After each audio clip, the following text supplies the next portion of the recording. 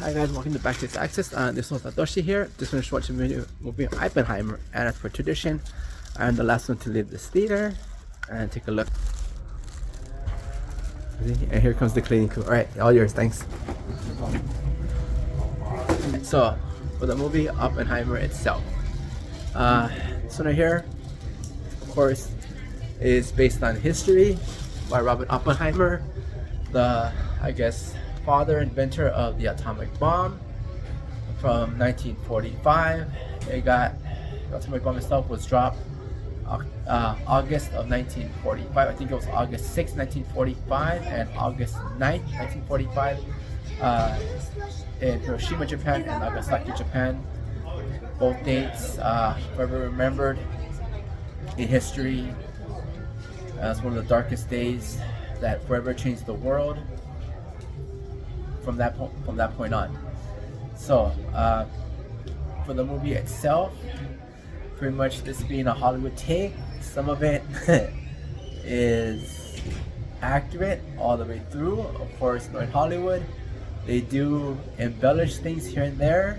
So when you go in watching it, take it with a grain of salt. Some scenes are done just for dramatic effect, while others actually did place historically, such as there was one scene where Oppenheimer and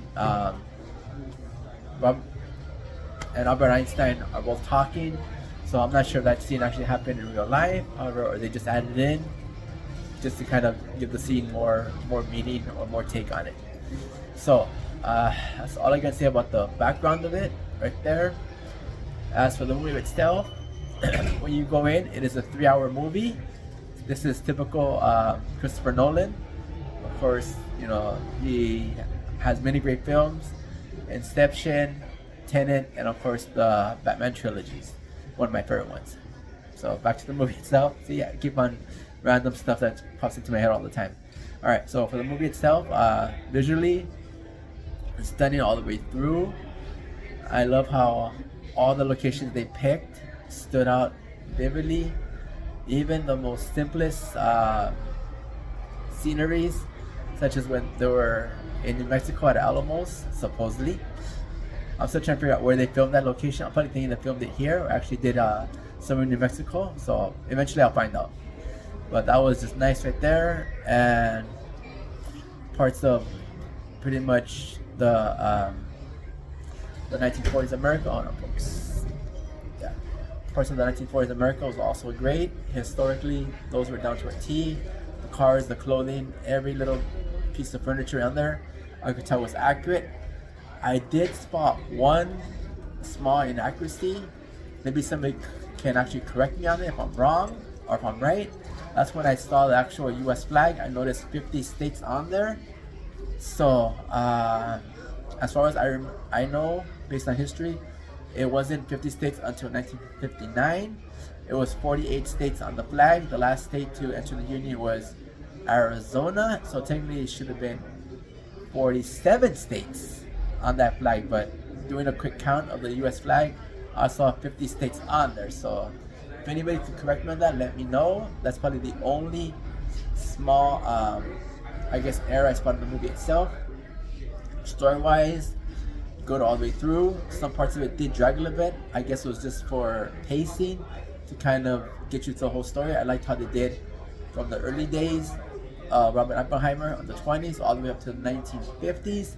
So that was cool. And then somebody who loves history, this movie I highly recommend it for everybody. Go ahead and watch it. Part of the best scene was when the bomb got dropped. Everybody in that theater was quiet. You can actually hear a pin drop in there. And also, spoiler, there was no sound during the actual bomb dropping or the actual test of the bomb. So that's the only thing I can tell you. Be prepared for deaf silence.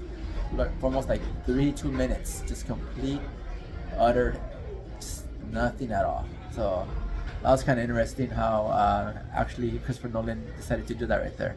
But all in all, this one's going to get a 9.9 out of 10. Reason is because of the actual historical accuracy. I know some of it was Hollywood embellished, and also parts of it did drag. And at 3 hours, it didn't make sense for it to be perfect. So all in all, this one here, I highly recommend it.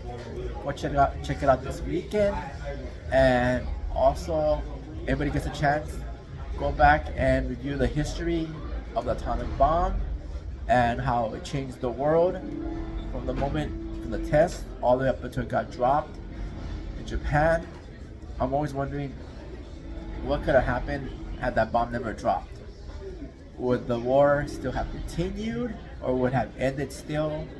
That's one thing. I mean, so many possibilities. Maybe World War II ended in 1946, 1950.